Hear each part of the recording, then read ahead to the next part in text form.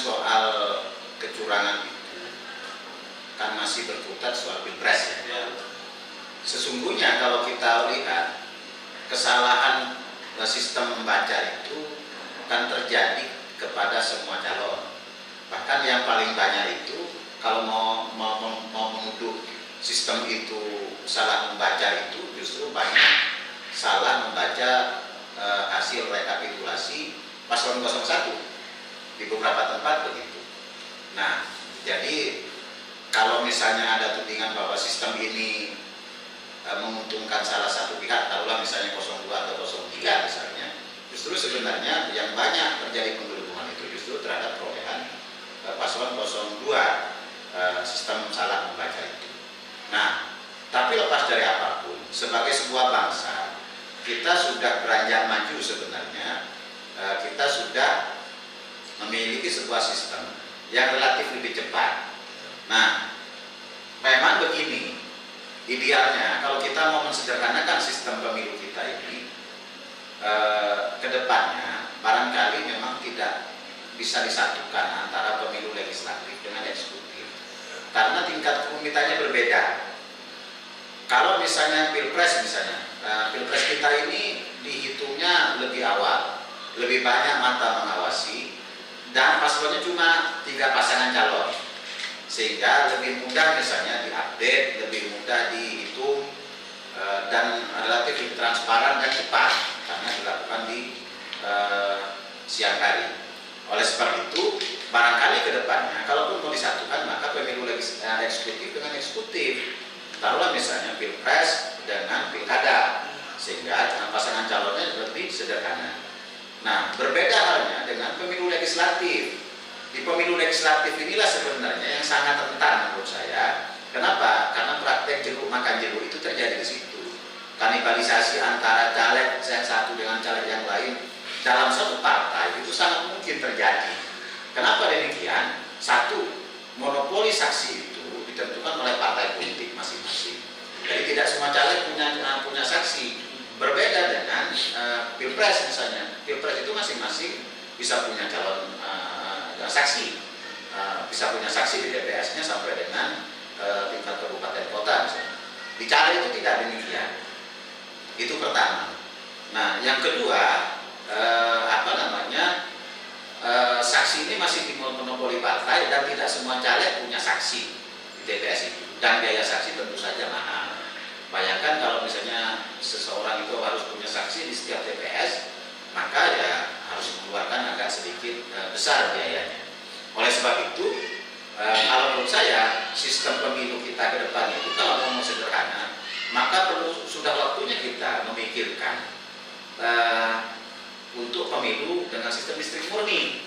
Sistem distrik murni yang saya maksudkan, kalau untuk DPR RI misalnya, kuota kursi itu 575, maka dapil itu bukan 88, tapi harus 575, sehingga caleg itu head to head dengan caleg dari partai yang lain. Jadi itu, sehingga ada 2 keuntungan. Satu, tidak terjadi kanibalisasi sama caleg, sehingga di satu sisi caleg itu harus berpikir untuk mengumpulkan suara, di sisi yang lain mereka harus waspada dengan teman satu partainya. Tidak begitu. Kalau misalnya sistem caleg distrik murni, ya kan, pemilu legislatif itu didorong distrik murni, dapilnya menjadi makin kecil dan biaya politik tentu juga makin kecil, dan potensi misalnya dicurangi oleh kawan separtainya itu juga terhindarkan. Itu barangkali yang harus direnungkan ke depannya kalau mau membuat sistem pemilu kita ini terhindarkan dari tuduhan dan fitnah terjadi praktek kecurangan.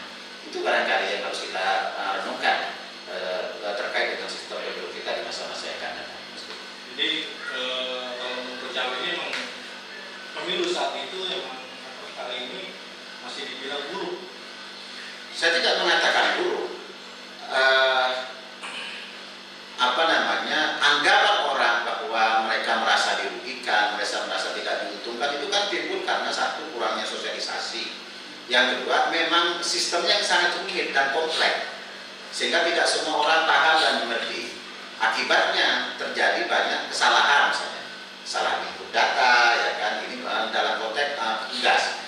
Belum lagi misalnya masyarakat pemilih itu saya itu komunikasi dengan beberapa pemilih di berbagai daerah, dan itu yang kualitasnya masih rata-rata masih kualitas SDM-nya masih bagus, SD atau SMP, ya kan? Itu mereka misalnya tidak tahu, gugup mereka begitu dapat suara kertas suara 5, ya kan? Nah, mereka gugup, apalagi harus memilih misalnya daftar caleg, dan itu yang begitu banyak dari sekian banyak partai, dari habis itu sekian banyak caleg misalnya, mereka tidak tahu di mana tempatnya akibat kurangnya model sosialisasi dan sebagainya. Situasi-situasi ini, kelemahan-kelemahan sistem ini, ya kan, kerumitan-kerumitan sistem ini yang kemudian ya ada pihak-pihak barangkali yang memanfaatkan situasi itu.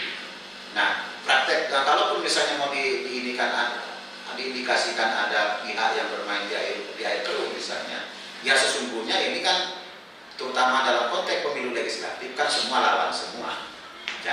Jadi bukan hanya misalnya Golkar lawan PDI atau PDI lawan Demokrat atau Demokrat lawan Gerindra misalnya, bukan sekedar itu, tapi semua lawan semua. Caleg satu partai pun saling berhadapan-hadapan, bukan hanya caleg antar partai kalau dalam konteks pemilu legislatif. Tapi kalau dalam konteks pemilu presiden, menurut saya relatif clear lah. Relatif clear itu karena rekapitulasinya dilakukan di siang hari di tahap pertama, dan kertas suaranya lebih sederhana. Orang tinggal buka, sudah lihat 3 pasangan calon. Jadi orang awam pun mudah mengerti, mudah memahami kalau pilpres. Sehingga tingkat kecurangannya menurut saya atau tingkat kerumitannya sangat kecil, dan kalaupun misalnya ada orang menuduh terjadi kecurangan dan sebagainya, menurut saya itu kan bisa dilihat lokusnya. Kalaupun ada misalnya human error, itu pun persentasenya kecil. Sehingga misalnya hasil quick-count dari berbagai lembaga survei yang memenangkan Prabowo Gibran